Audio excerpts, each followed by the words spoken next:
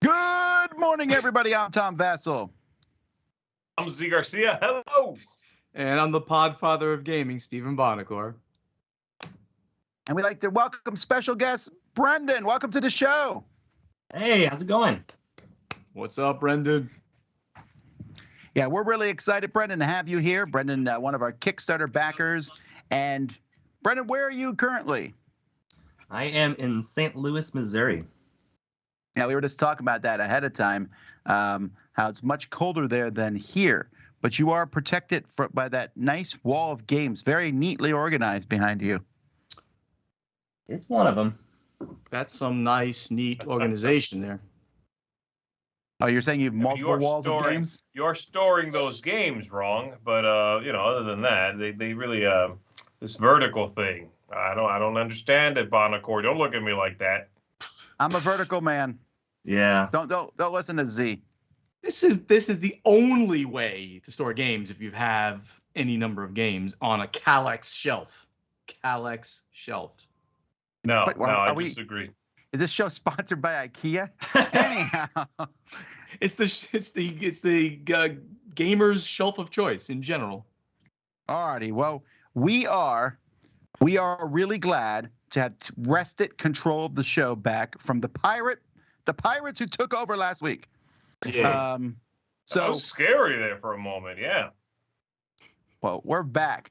We do want to start off with a contest. We have a contest here for a game called Wild Realms. This is from publisher Daywalker Syndicate, and it's launching on GameFound today. I believe it's in just a couple hours. I was looking at it. This is a game, Wild Realms. It's animals, really beautiful artwork. You can go look at it on GameFound. We have a link in the description below. 50 to 70 minutes, set collection with 252 giant tarot-sized cards with 62 different animals. I really like how they look. I'm interested to see this one, and you can win a copy of this. All you have to do is email us. We have 2 copies of the base pledge worldwide contest. Email us at contest@dicetower.com. In the subject line, put the word realms and answer the question, how many classes of animals are in Wild Realms? I didn't answer that yet. No, I did not. All right. I know how many because I have the answer right here. It's somewhere between 1 and 1 million. I like narrowing. That's a hint. That's a good hint. I feel that. Folks, also, Dice Tower East registration has been open for a week now. If you want to come to that, come on out. We're going to be at that hotel in a few days with Dice Tower Retreat Orlando. We're looking forward to checking it out. We're going to be in the same location for Dice Tower East. It's fantastic. You get to go jump in the pool, then come play games, maybe wait a minute in between those two. Awesome hotel. Yeah, And the retreat is amazing. The retreat is it's one of the highlights of the year in gaming for me. Fantastic. So Dice Tower East and Dice Tower West, those registrations are live now. You can go to their respective websites and check them out. We'd love to have you there. But we're going to get started now with some contributors, and we'll be back with our game show. Hello, Proti here, your Romanian content creator, and today I will continue my series where I will talk about a specific part, component that I really like from a game. And today we will take a look at Lavinia. Lavinia is a card drafting game and with contract completion. That means that you will draft grape cards during the game and put them into your basket and then fulfill contracts when you get out of the picking alley, so to say, and fulfill those contracts to get points. What is interesting interesting, it has on that alley the same mechanic as patchwork. That means that the player from behind is the next one that is moving and drafting, and you can draft just from the spot that you are in, just the grapes available there. But what is interesting in Lavinia is that you will have access to 3 tools. These 3 tools. One tool is giving you the possibility to pick a grape card from spots behind you. One is letting you pick 2 grape cards from the spots you're in, and one lets you pick the not visible or not accessible grape card from the space you're in. And what's interesting is you can even combine them. You can combine them in a way that you say, I want to pick a not visible grape card from behind me. So you play both tools. But what is interesting is you have to watch out to use them at the correct moment when you really need something. Why? Because they are limited depending on the players that are playing. That means if you get those tools and you just wait for the correct moment, that means that it's possible that somebody will pick a card with a tool and they will not get the tool because there is no tool available. So it's really strategic. When do you play it? Do I really need a tool, or I keep it a bit more time so that the other player is not able to get access to that tool? So it's really interesting decisions that you can make, and those tools can help you in some situations to fulfill the contracts. So this is what I wanted to talk about, the tools in Lavinia. Thanks, and have a nice breakfast. This is a segment where we take a look at a board game based on an intellectual property, and I tell you if the IP and the mechanisms match. Today we have Five Nights at Freddy's Survive till 6 a.m. Let me show you a little bit about it, and I'll tell you if it fits. Then everybody's going to turn over the top card on their deck here. If it has a bad guy that comes out, then you will turn over an additional card until you have the last card without a bad guy on. So let's say I just want to roll 1. I could do 0, 1, or 2, and I want to try to block Foxy. So I'm going to roll this dice, and it came up with a 5, which means I would take 5 off of this. My power would go down a little bit, and I would take the bad guy, the animatronic, and I'd put him back in the deck he came from. Then I would activate the rest of the cards. So this card does nothing. This card has +5 if I roll the dice. If I wouldn't have rolled the dice for the cards, then this would not have activated, but it says +5. So this card actually has a down arrow, which means I take the top card, and I have to do whatever it is. This one would go here because it's nothing. So this card would go into my discard. And then this card has an arrow moving to the left, just 1 space. So I take the top card and move it down here. So potentially what I've done is, I've moved a worthless card, but it could have been a bad guy for all that we know. When the last turn has been taken, then whoever has the most power will win the game. Or if an animatronic gets to here, that player will lose. Or if somebody gets down to 0 power, the player will lose. This is a rare game where the IP that's based off of fits perfectly with a board game. I really feel the dread I have from playing the video game. This fits perfectly. This is a really fun game that blew my mind. And I understand a lot of these IP games are not very good. This is a really, really fun game that we had a blast with. And that dread you have from the animatronics just inching forward on you is in this game. And this is probably, in my opinion, better than the video game. I feel like the video game was a little esoteric. It was a little bit out there. It took some patience. This video game nabs that feeling, condenses it down to a short 15-minute game, and it was really, really fun. Check this one out for sure. It's a great match.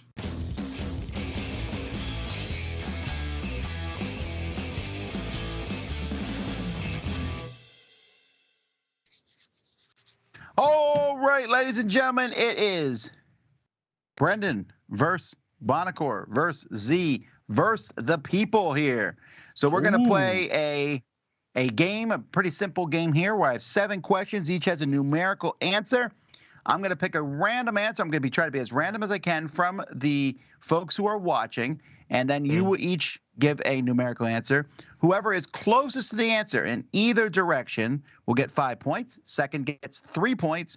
Third gets 1 point, and the farthest away gets a big fat nothing.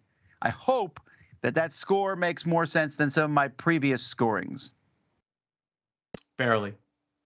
Barely? Sounds good. Sounds good so far, Tom. I like it. I'm about to give points for sucking up to the quiz master and losing points for people who have a bad attitude. Now, what's your if someone is equally far away above and someone's equally far away below, what's your answer for that? We'll worry about that if it happens.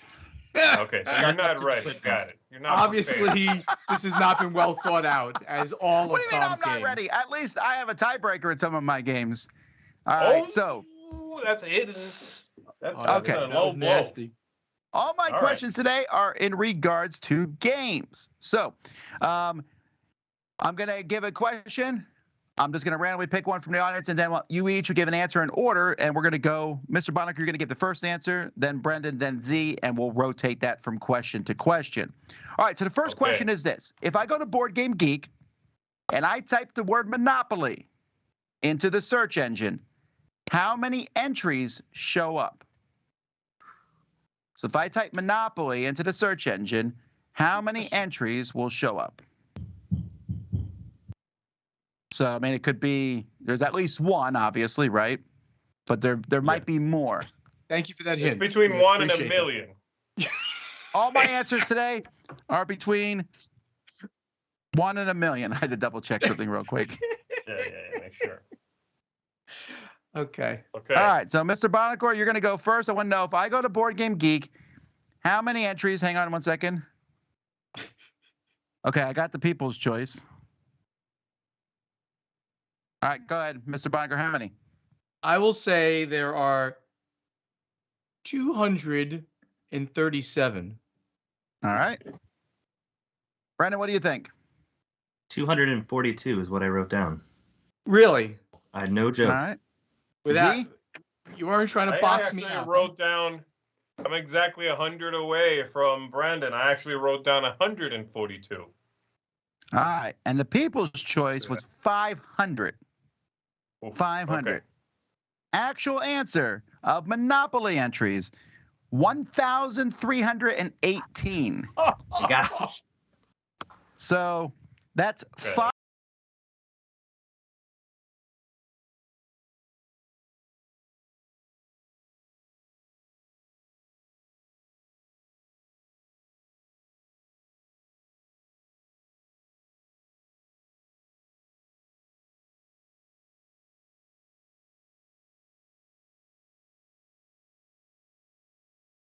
On Board Game Geek. I'm going to give you a game and you guess what ranked position it is. We all know number 1 is Gloomhaven and number 17,800, whatever the lowest one is a Stronghold game, not sure.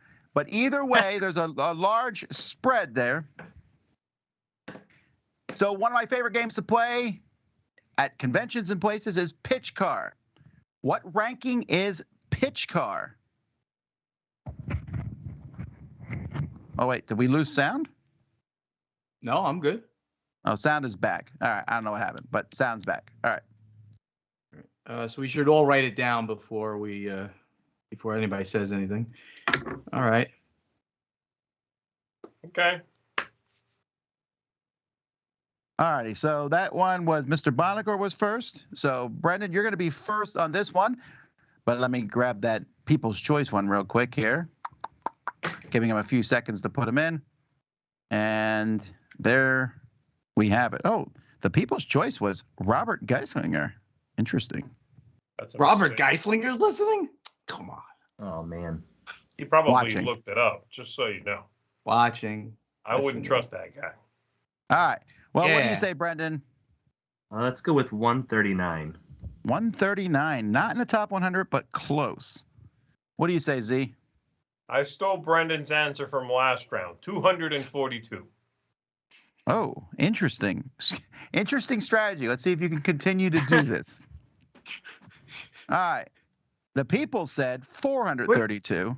Okay. They Mr. go, okay. Bonacor, what about you? I'm giving you some So I know- information. I know that. Thank you. Appreciate it. And I know that my answer from last time, 237, is right on some of these questions. So I picked again 237, which really kind of sucks since Z picked 242. So Unless, of course, it's 237. lower than 237 or higher in this case, I guess, then you would be closer than Z. Unfortunately, it's not. Pitch Car is ranked 406, Oh, my goodness. which gives another 5 points to the people. Mm-hmm. However, Z, you get second place here with 3. That's Mr. what I'm Bonacor, talking you come in about. third again for 1. And Brendan, unfortunately, you got nothing here. So our current scores, the people have 10. Z and Brendan are tied with 3, and Mr. Bonacor has 2. All right. Now, Pitch Car, one of the things I don't like about Pitch Car is how difficult it is to transport because it's incredibly heavy. Well, I didn't feel like weighing Pitch Car, but I did weigh the new Descent. I almost said 3rd edition. It's not Descent 3rd edition, but we all know what I'm talking about. The new one that just came out in the big blue box. I have not added any upgrades to that I know of. I think a few of the miniatures are painted. So how much does that box weigh? This is in pounds, and I want it, if you're going to use, don't use ounces, use a decimal point, because that's what my scale did. All right, so how many pounds does that new big box Descent weigh? And this one is going to be Z first. So, so again, how much does that new Descent weigh? There's no expansions. There's nothing extra in it. All right. Well, I can't really use Brendan's answer from last time. I don't think it's 139 pounds. That's what I was saying. You should go with that. I think that's close. Oh, a decimal somewhere in there. It might work. It feels that way sometimes, but I'm going to go with 8.4 pounds. 8.4 pounds. 8.4 pounds. All right. The people's answer is 43 pounds. Good Come on, night. People. Come Mr. on. Bonacor. Yeah, 8.4 was a good guess. I picked 8.1 pounds. I think All right. being a major publisher at one point, I do know weights of games, though I did not actually pick that up and figure it. But that's some big item. All right, Brendan, what do you think? I have not even seen this game yet. I'm going to go with 13.9. 13.9. Oh, I see what you did. I see what you did. 13.9. All right. Basically, one Calyx Cubby. It is almost that, yes. The actual weight of the game is 6.153. Ooh, a little lighter. It's not quite that heavy. Wow. But that does give you, Mr. Bonacor, 5 points. Woohoo! By sheer luck, because you were way over. Second place goes to you, Z, with 3 points. Brendan, you get 1 point for coming in third, and the people did not do quite as well on this one. 43 pounds is like its own luggage. The people are still winning with 10 points. Second place, Mr. Bonacor with 7. Z has 6, and Brendan coming in last with 4. But anything can happen at any time. All right, let's go back to the number of entries on Board Game Geek. One of the most popular games in the world is Catan. If I type Catan into Board Game Geek, how many entries does that bring out? So you know there's at least one game called Catan. Thank you. Is there other games and expansions? Look, I'm just trying to be as open as I can. Truly the most unhelpful person on the planet. Truly. How many monopolies were there? There was 1,318 monopolies. Yeah. I'm going to guess Monopoly would be the... Yes. Never mind. I'm not going to say that. The people are going to go first in this one. So I'm going to... Loopy here has said 30. 30. All right. 30 different Catans. All right, Mr. Bonacor, you're next. 237. The universal answer. 237. Got it? Brendan. I was worried about my answer being high. 31. 31. Promo cards, all those things go up there. I'm going to take the answer for Monopoly 1,318, and I'm going to drop the 1,000. So 318. 318. All righty. Actual answer here. I'm doing some quick math because it's in between you all this time. The actual answer is 193. 193 entries. So the closest to that, shockingly, is Mr. Bonacor. Woo-hoo! Second place is Z Garcia. Third place is Brendan, and the people came in last again. I love it. which means in this case, folks, we now have a shift in scores. Brendan, you're still in last with 5. Z, you have 9, just behind the people with 10, but Mr. Bonacore has 12. This game is not well balanced. I'm going to go ahead and say that. So this game is. It's not balanced. We have 3 questions left, so we're going to jump to board game ranking again, and we're going to talk about one of the Dice Tower Essentials game, a fantastic game, Aquatica. Aquatica, great game, should be played by more folks. Check it out. It's a fantastic game. But what is the ranking of it on Board Game Geek? Aquatica. This time, Mr. Bonica is going to go first, then Brendan, then Z, then the people. You said Bonica. Bonica? Because you had Aquatica in your head. You're right. It's pretty fun. Bonica plays Aquatica. Okay, let me think. Aquatica, huh?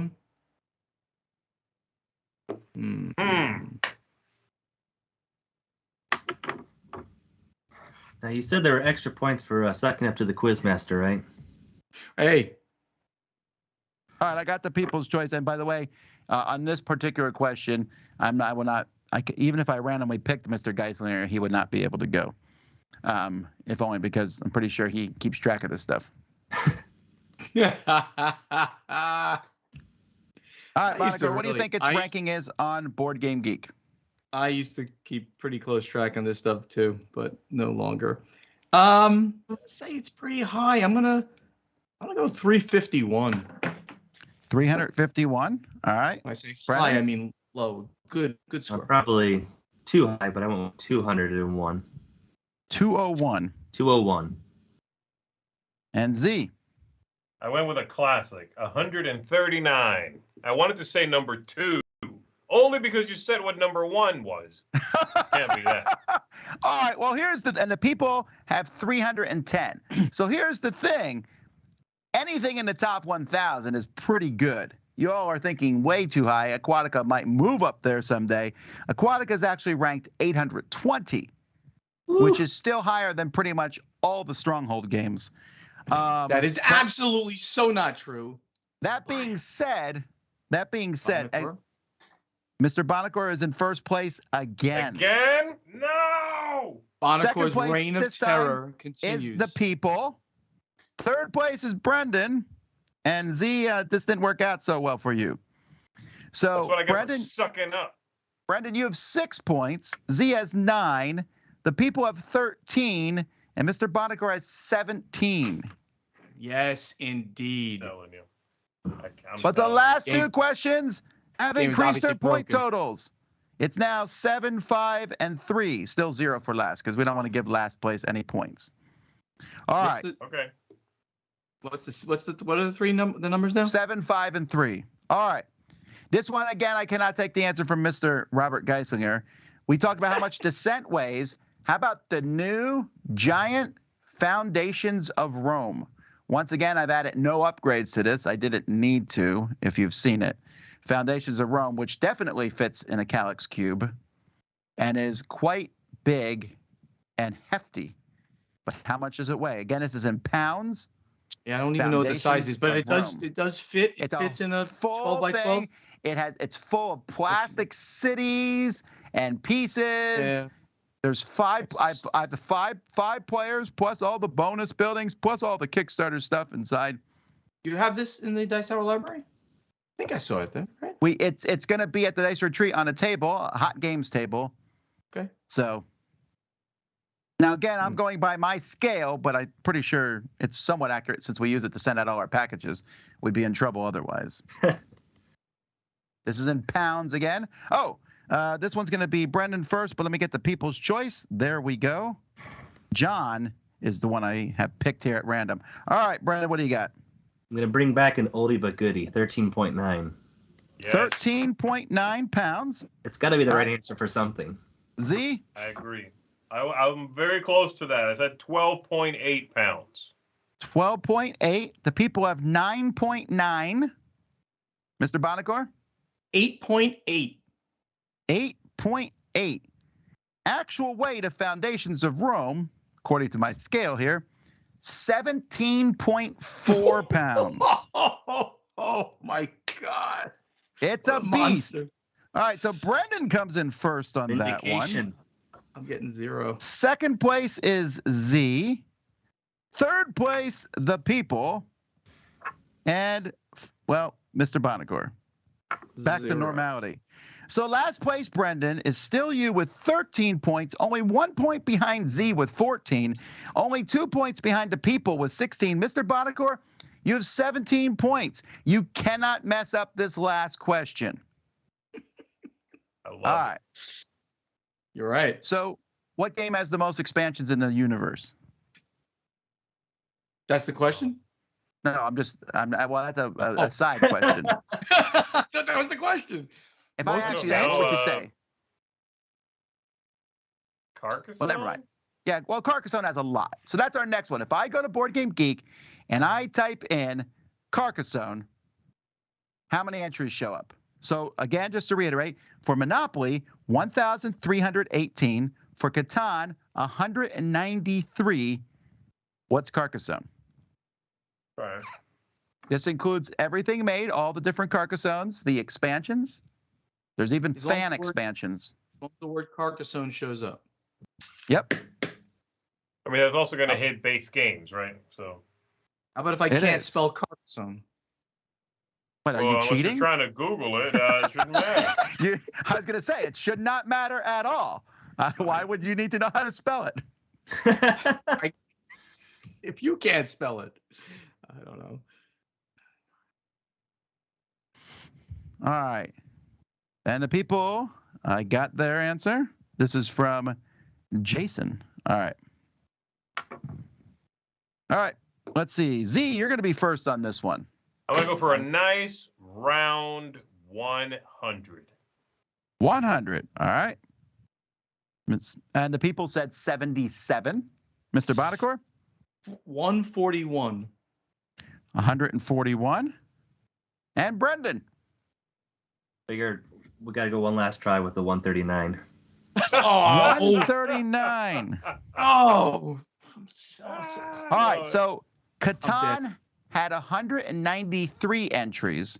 Yes. Carcassonne has Oh, no. 196. Three Yes! more entries, giving first place to Mr. Bonacor, second place to Brendan, who, if you had just gone 3 numbers higher, would have not only beaten it, you would have won the game. Third place to Z, and the people came in last. But even though the people came in last, our loser of the day with 15 points is Z Garcia. The people beat him with 16 points. Yep. Oh, I thought I had Oh. 14 and I just got 3. Yeah, he has 17. John. Oh, Very it's bad 3 math. for that. I apologize, people. You're the Fix losers. your game. Z, Do math. You're still third with 17. Yeah, but I beat the people. Brendan with Bonacor, 18, 24. and Mr. Bonacor has finally won a game with 24 points. I used to win all the games. I'm on a bad. Was on a bad streak the last time. Oh, Well, I your love luck is broken. Or I love this come game. back. I cannot wait to buy this game when you put out the fixes. I'm all over it. Hey, Brendan, we want to say thanks for coming on the show. We really appreciate it. Thanks for having me. Thank you for almost support, won Brandon. there. Yeah, almost won. You can tell people you almost beat Bonacor. If you get a bat, though, you can do it much more easily. Oh my gosh. Tom Bassel. Hashtag Tom Bassel supports violence. Let's move Okay. on.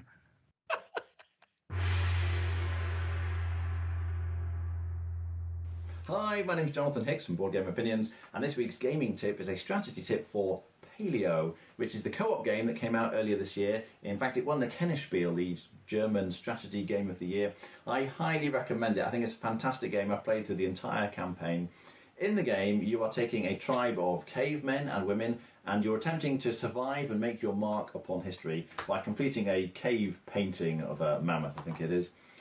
Before too many of your people die off, essentially. It's very hard to survive in this game. You're drawing cards off an event deck, I'm not going to give away any spoilers in this video, but essentially on the back different events will happen. You're going to the mountains. What could be in the mountains?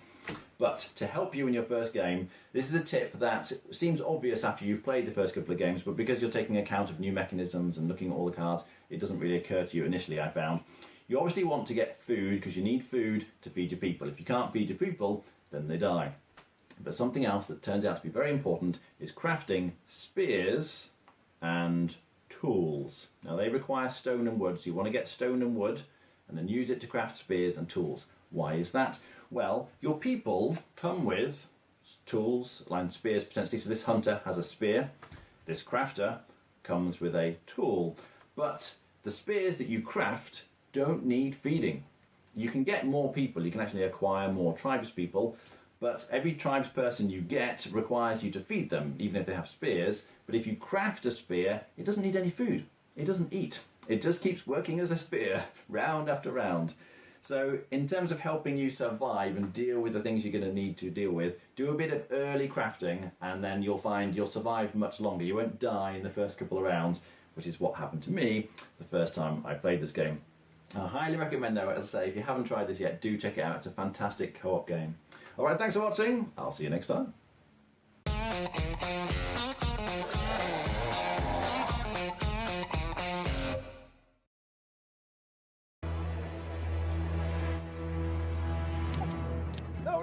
Compete to become the kingdom's next master builder by constructing the most impressive medieval city. Acquire gold and enlist the services of a diverse cast of characters. Use the unique abilities of each character to get ahead in the game. Assalamu alaikum. If you have the Citadel's classic box, well, it's a very small box, and I know there is a new version of Citadel's as well, which is beautiful. But I like the small form factor of this one, and I personally have no problem playing with just the original characters.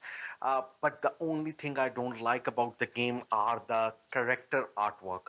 The Citadel themselves, the architecture on those cards is fine, but just the artwork on these cards is just so horrible.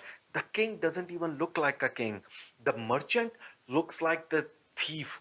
The thief looks like an assassin, and the assassins look like beggars. So I'm not a fan of this artwork. Now, an alternate for you is the file given in the link shown below. It contains alternate artwork for the characters from the base game as well as the expansion in case you want to play with them. It comes with the play rate just for to help you out in case you do get confused about what character is what, even though the artwork is much better than the original one, so it will let you think more clearly that yes, this is a magician, this is a thief, this is an assassin. But anyway, so in case you're looking for better artwork for this game, get the alternate cards from the link below. Happy gaming!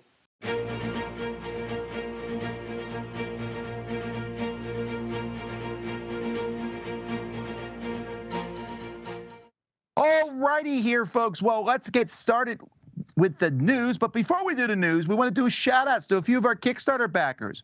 We want to say thank you to the Miller family, Ken, Carolyn, and Thomas, the greatest name there is. We want to say thanks to the real Brandon Tidwell. Thanks to Eric Hilsheim and Eric Fontaine from Montreal. And Jorge and Roberto from Back to the Table. Thank you guys for supporting our show. We just wanted to do a nice shout out and say thank you. Thank you. Appreciate you. Alrighty, folks, let's jump now into the news. There's some industry news and things going on, something Bonacore tends to like to think about and talk about. The first is Asmodee. So this is going to shock everyone, but Asmodee is getting bigger. And now they have the exclusive distribution rights for several companies.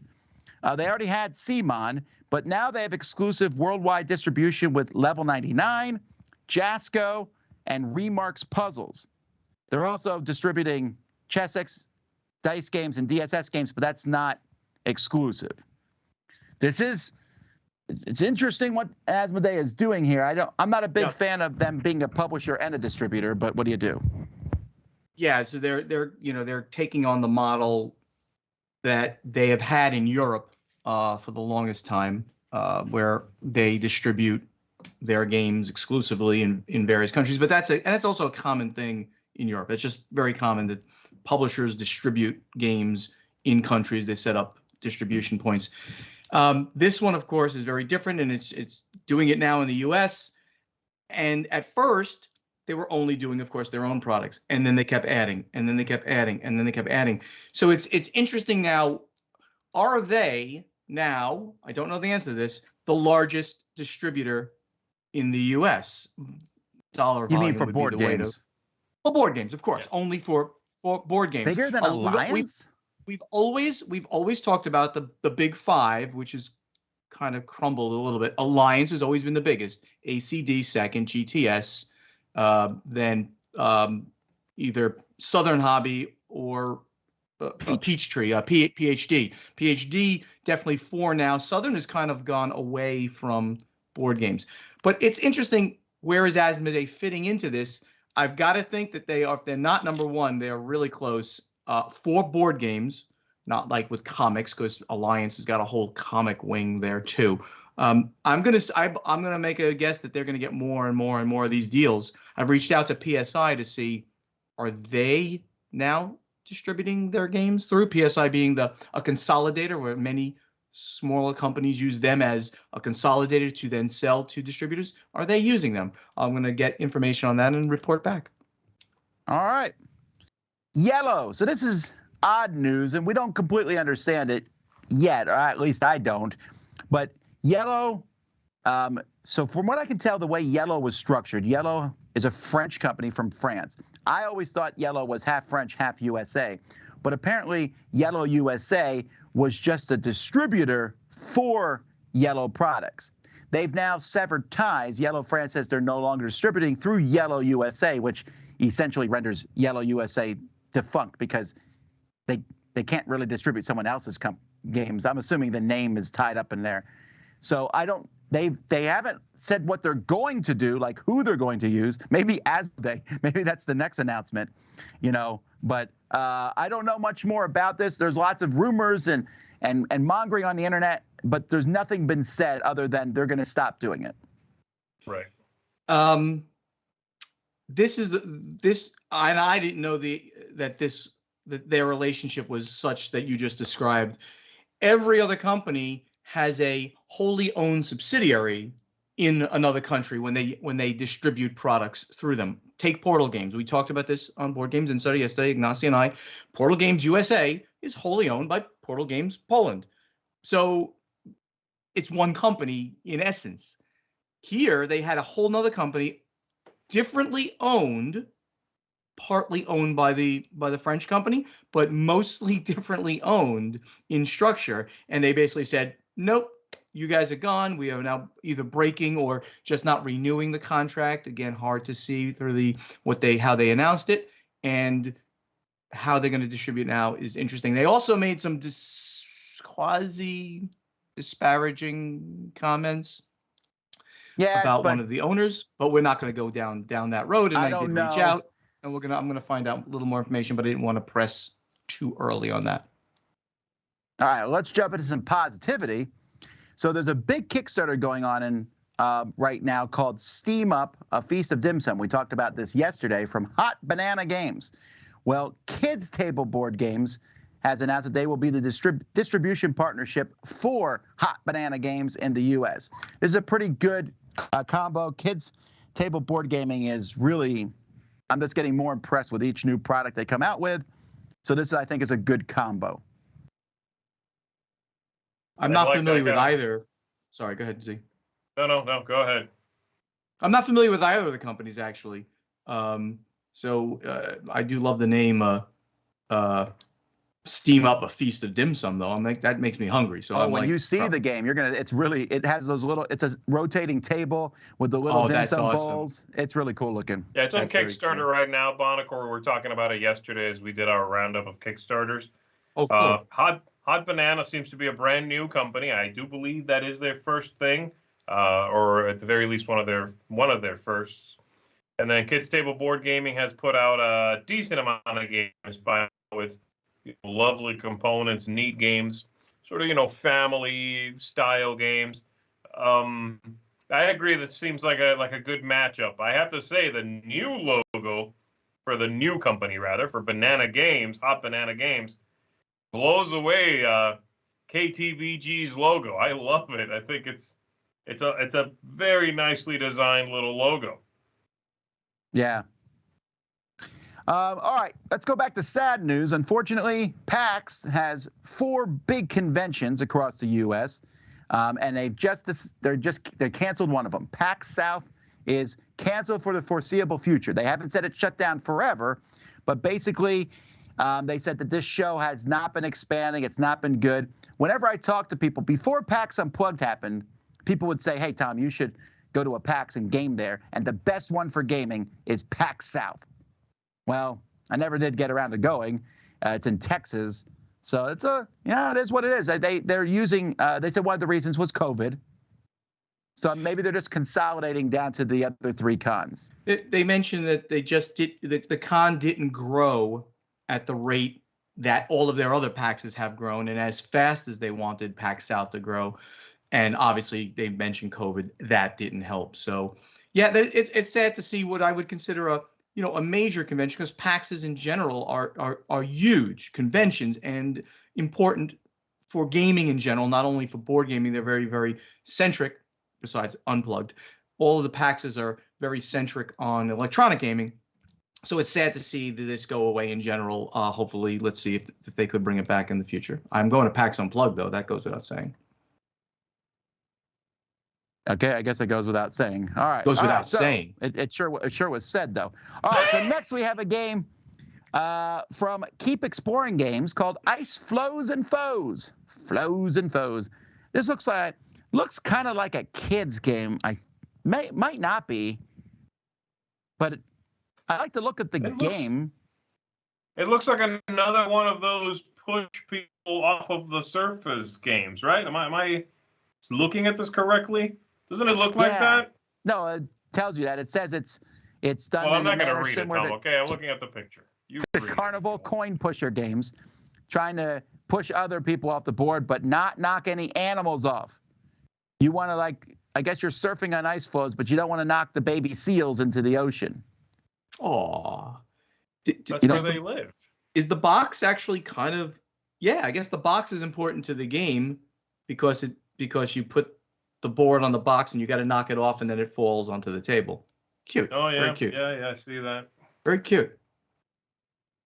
All right, if you were not happy with Ultimate Werewolf or Ultimate Werewolf Deluxe or one of the other Ultimate Werewolves, they just released Ultimate Werewolf Extreme.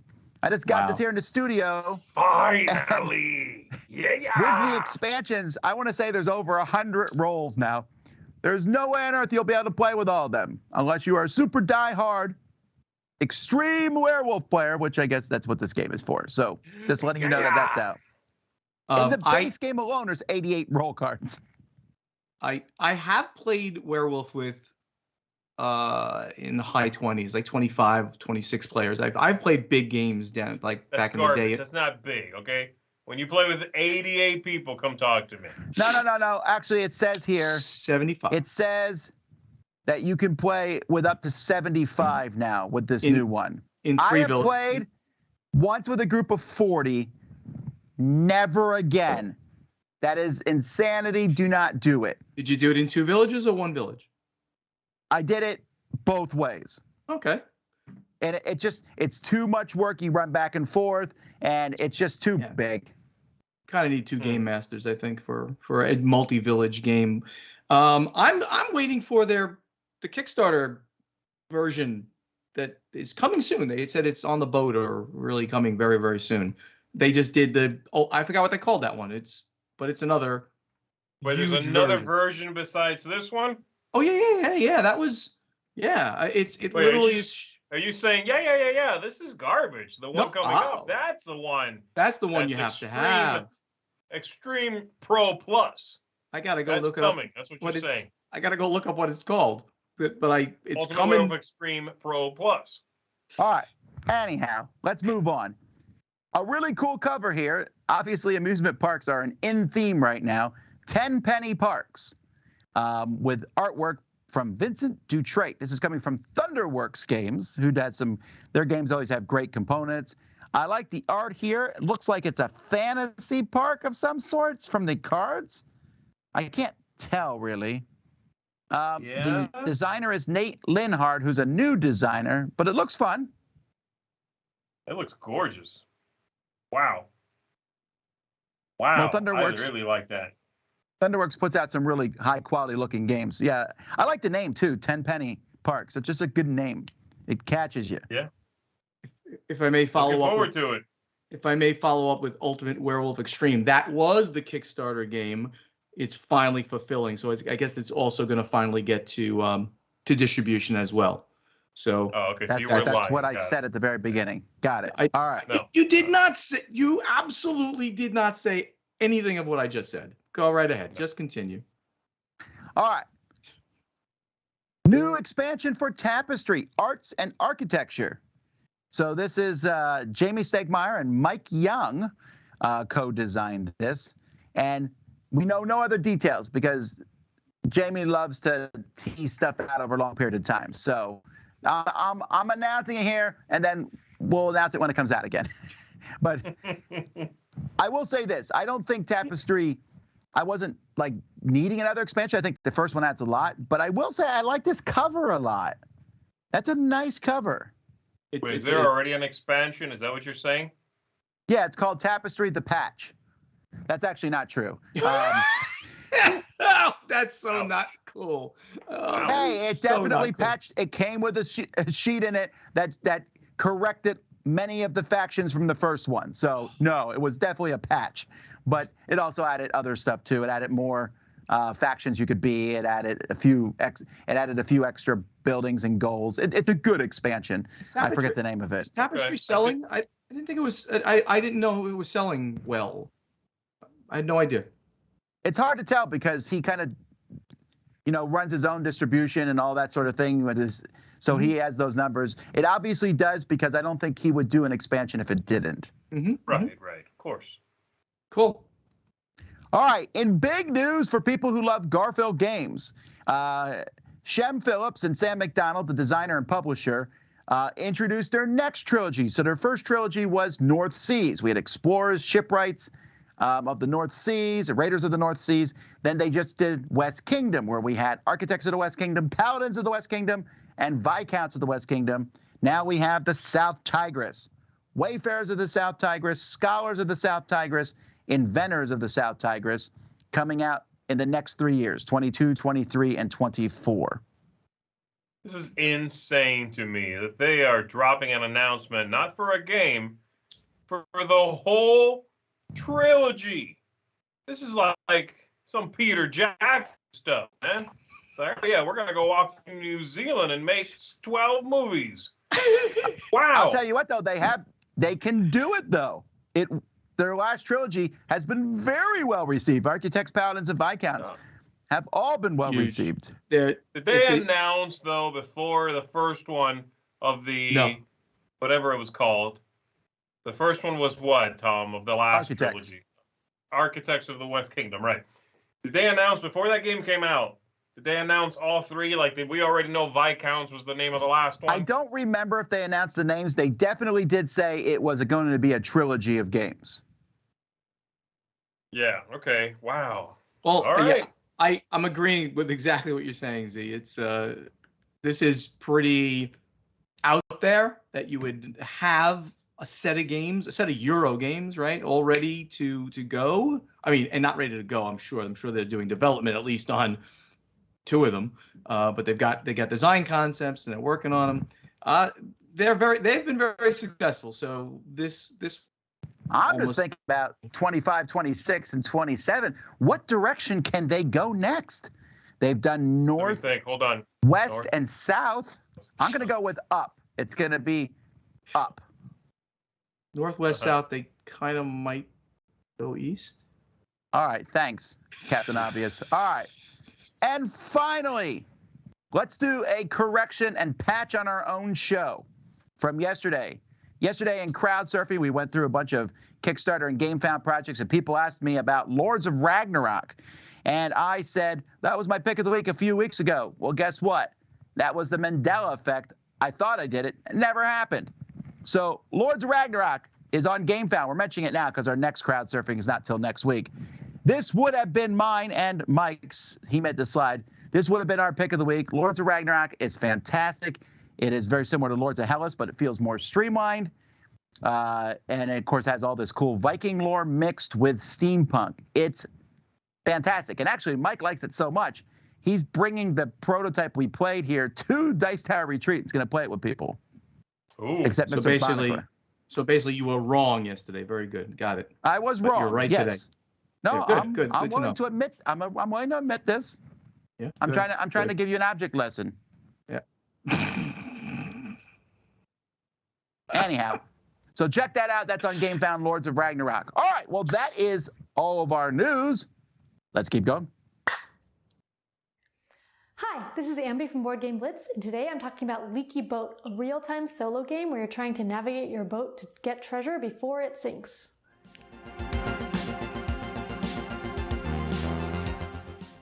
In the game, there's a map with a bunch of different hazards on it and also a bunch of different islands, and you're trying to move your boat around to get to the different islands to get treasure. You start the game with 2 dice, and every treasure you get adds a die to your die pool. In order to move around the map, you roll all your dice and you spend them to move in the direction based on what die you rolled. At any time, you can re-roll all of your unspent dice, and it's all in real time, but you have to re-roll all of your unspent dice, and you don't get your spent ones back until you've spent all of them. Landing on a hazard makes you do different things, like a reef would make you spend 2 dice, which you can't do if you only have 1 die to spend and you would lose. Or the shark makes you drop your dice and tap the harpoon 20 times in order to kill it. The real-time stress aspect comes from a 60-second hourglass timer that you have, and if it ever runs out, your boat will sink and you lose. But at any time, if you roll all the same number on all your dice, you can flip over the timer, so that could get you more time. You need to take into account when you want to flip because you don't want to do it before 30 seconds have passed, since you would lose time then, but you also can't try rolling for the timer until you have all of your dice back. So you have to spend all of your dice to get all of your dice in order to roll all of your dice and get the same number. So you have to balance that and try to do that all within the limit of the 60-second timer. Also, as you get more and more treasure, it's harder and harder to flip the timer and get more time. So it gets harder and more stressful as the game goes on. If you like real-time games like Escape, Curse of the Temple, or Magic Maze, then Leaky Boat is a fun game that's really easy to print. Thanks for watching Board Game Blitz. Hey folks, and welcome to FOMO. Normally I take a look at a game seeking crowdfunding, but this time we actually just have a game that already finished its Kickstarter because I asked to see it and I didn't get it in time. But I've been away and I had this here and I finally got to take it out for a spin, and man, this is everything I thought it would be. I don't play a lot of war games, but I do like aerial combat. And this is aerial combat. This is no miniatures, but you get these tokens that are sitting on top of these stands and the planes are going up and down. I'm dealing with their speed and I'm rolling a die to adjust their throttle, and they have their weapon loadouts, and some are defensive and some are offensive, and man, oh man. And there are so many planes in this box. I mean, I'm overwhelmed. I will probably never play through all of the planes that are just in the base boxes, let alone the expansions. So what this really does for me is this fills a void that I had in my wargaming library, which is why this became a FOMO for me. I have a ton of wargames. I love them. But I didn't have any that were just pure aerial combat.